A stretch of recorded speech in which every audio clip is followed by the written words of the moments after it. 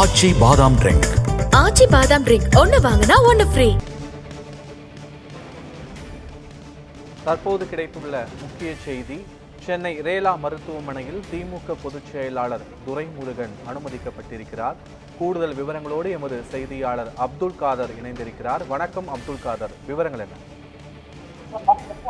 பத்மநாபன் தமிழக அமைச்சரவையின் சட்டத்துறை மற்றும் நீர்வளத்துறை அமைச்சராகவும் மற்றும் திமுகவின் பொதுச் செயலாளராகவும் இருக்கக்கூடிய துரைமுருகன் அவர்கள் தற்போது சென்னை குரோம்பேட்டையில் உள்ள ரேலா மருத்துவமனையில் சிகிச்சைக்காக அனுமதிக்கப்பட்டுள்ளார். குறிப்பாக கடந்த சில நாட்களாக சளி தொல்லை மற்றும் கால்வலியின் காரணமாக அவதிட்டு வந்த திமுக பொதுச் செயலாளரும் மூத்த அமைச்சருமான துரைமுருகன் தற்போது இன்று சென்னை குரோம்பேட்டையில் உள்ள தனியார் மருத்துவமனையில் சிகிச்சைக்காக அனுமதிக்கப்பட்டுள்ளார்.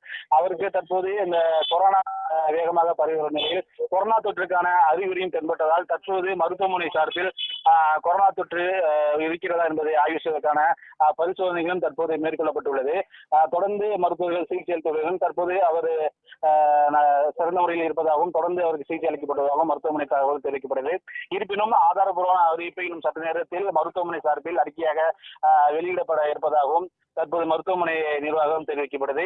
ஏற்கனவே கடந்த மாதம் மே 8ஆம் தேதி தான் சளி மற்றும் தொல்லையின் காரணமாக உடல்நிலை சிகிச்சை காரணமாக கடந்த கிளீன் சோடுகள் உள்ள அப்போலோ மருத்துவமனையில் அனுமதிக்கப்பட்டு சிகிச்சை பெற்று திரும்பிய நிலையில் தற்போது மீண்டும் அவர் தனியார் மருத்துவமனையில் அனுமதிக்கப்பட்டுள்ளார்.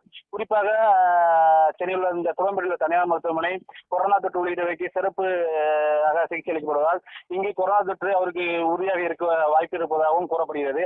அதற்கான அதிகாரப்பூர்வ அறிவிப்பு இன்னும் சற்று நேரத்தில் மருத்துவமனை நிர்வாகம் சார்பில் வெளியிடப்படும். பத்மநாபன், விவரங்களுக்கு நன்றி அப்துல் காதர்.